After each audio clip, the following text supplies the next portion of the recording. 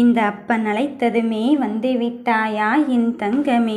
இனி அதிர்ஷ்ட யோகத்தை பெறப்போகும் நேரத்தை நீ நெருங்கி விட்டாய். எவ்வளவு பெரிய விஷயத்தின் உண்மையை இப்பொழுது உனக்கு தெரிய வைக்கப் போகிறேன் என்பது உனக்கு போக போகத்தான் தெரிய போகிறது.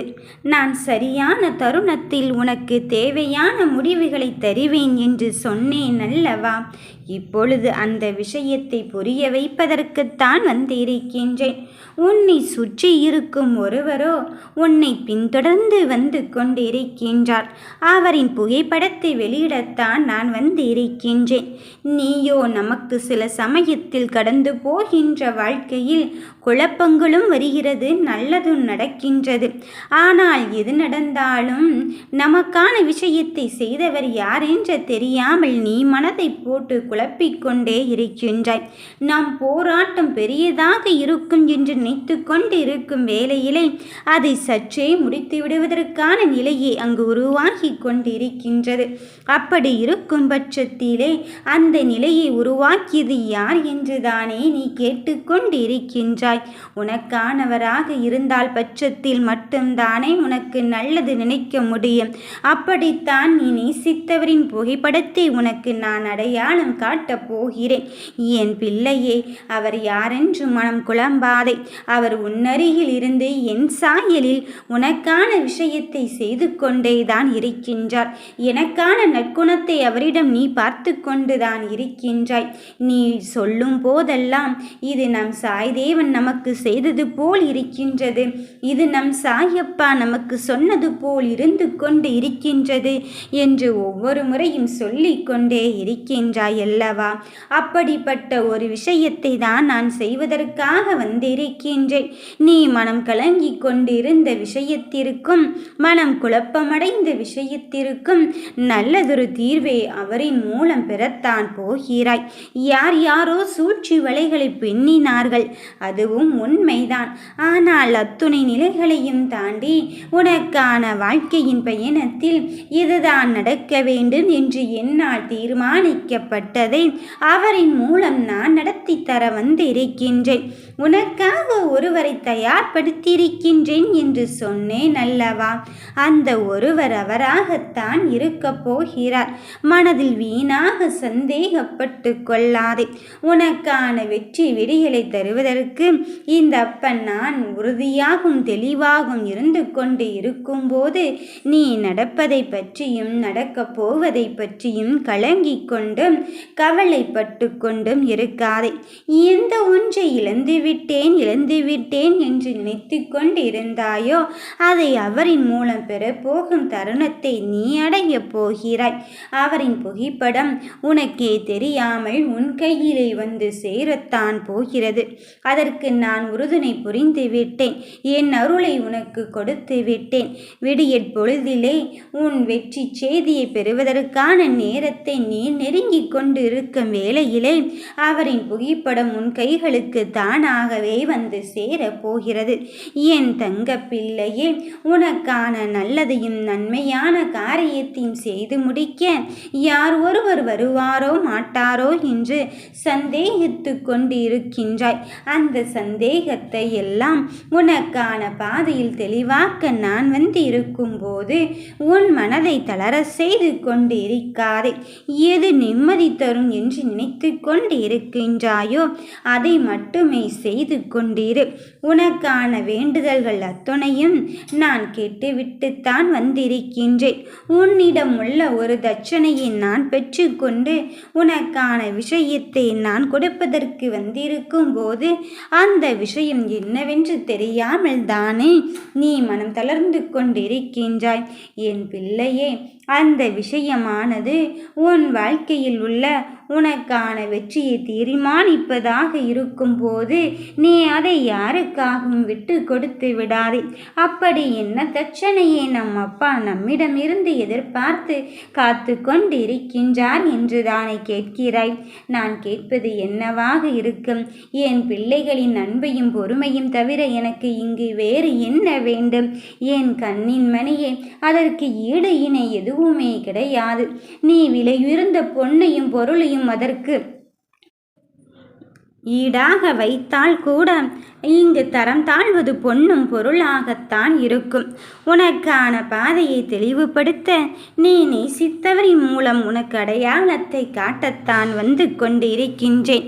நீயோ கடினமாக பாதை இருந்து கொண்டு இருக்கின்றதே, கரடு முரடாக இருந்து கொண்டு இருக்கின்றதே என்று நினைத்து நினைத்து மனமருந்தி கொண்டே இருக்கின்றாய்.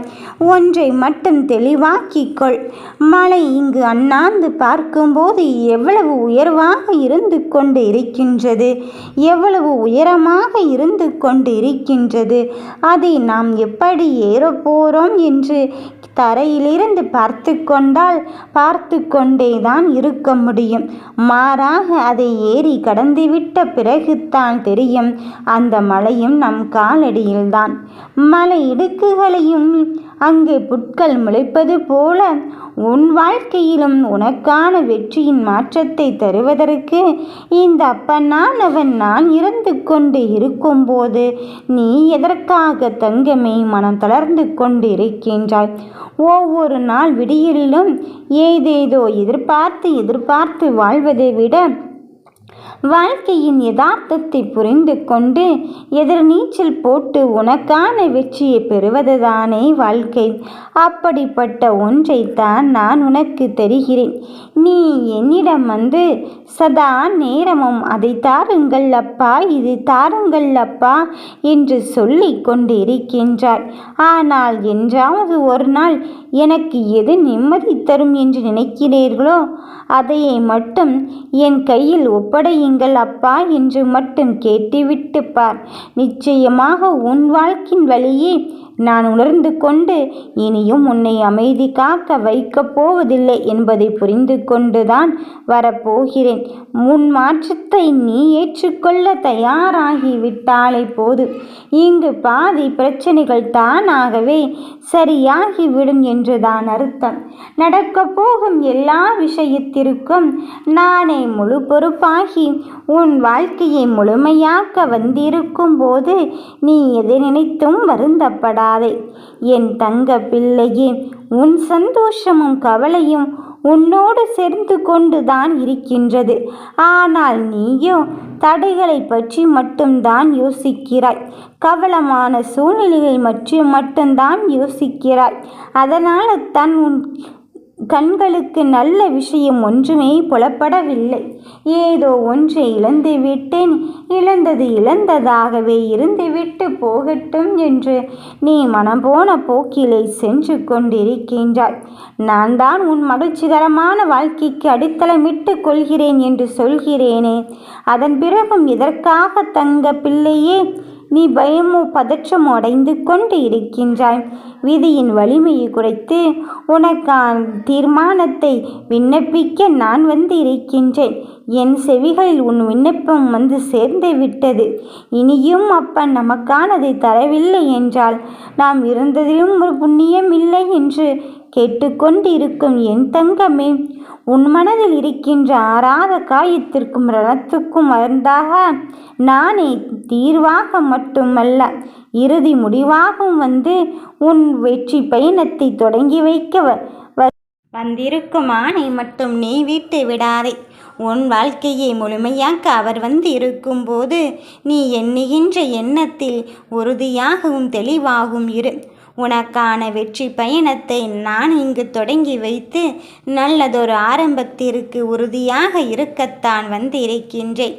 நீ நினைக்கின்ற காரியத்தை நடத்தி வைப்பதற்கு அவரை துணையாகவும் வரப்போகிறார். நான் அனுப்புகின்ற நபர் உண்மையிலே உனக்கு நல்லதும் நல்ல காரியத்தையும் தான் செய்ய போகிறார். அதில் ஒன்றும் மாற்று கருத்தை கிடையாது.